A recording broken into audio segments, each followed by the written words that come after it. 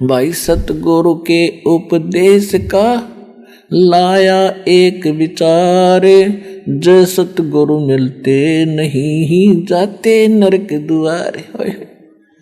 नरक द्वार में दूत सब करते खेचा ताण, उन तक वो ना छूटता फिर फिरता चारों खाने।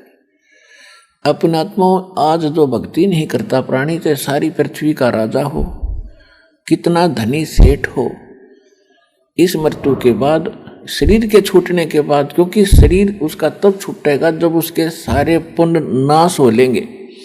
जो पूर्व जन्म के संग्रहित जो उसके संचित कर्म थे, उनमें से उसकी किस्मत में लिख कर भेज दिया, और उसको यहाँ खूब सारी सुविधाएं हैं, नकली सुख की, अच्छी कार है, कोठी है, बड़ी पोस्ट है, या सेठ है, चाहे प्रधानमंत्री है किसी देश का।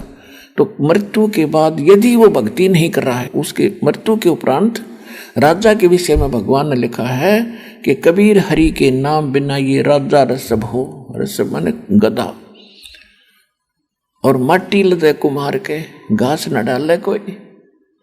जब राजा, हम राजा को तो एक सक्षम मानते हैं, एक आम नागरिक, तो कहते भक्ति ना करने वाले राजा की ये दशा होगी। तो आप तो अंडरस्टूड है आपकी क्या बनेगी, फिर ये तो कहने की आवश्यकता नहीं रहती।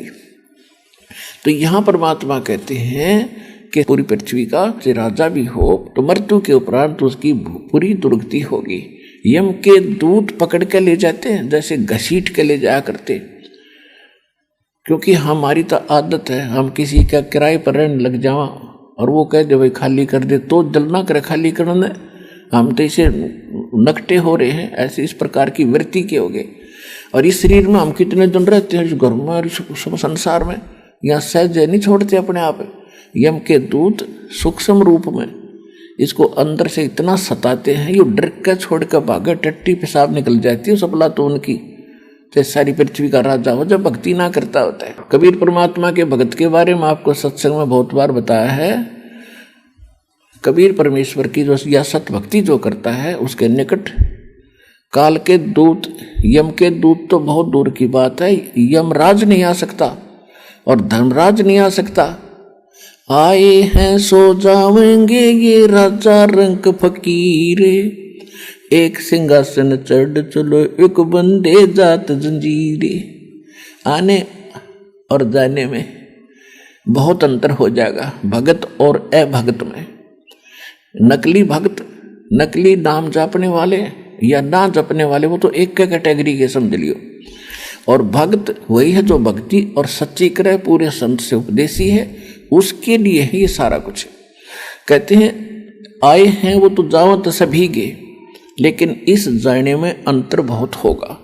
एक तो जो भक्ति नहीं कर रहा वो चोर की तरह, जैसे पुलिस पकड़ के घसीट के ले जाया करती है, चाहे पूरी पृथ्वी का राजा हो, यम के दूत उसको यहीं से कूटना शुरू करते हैं।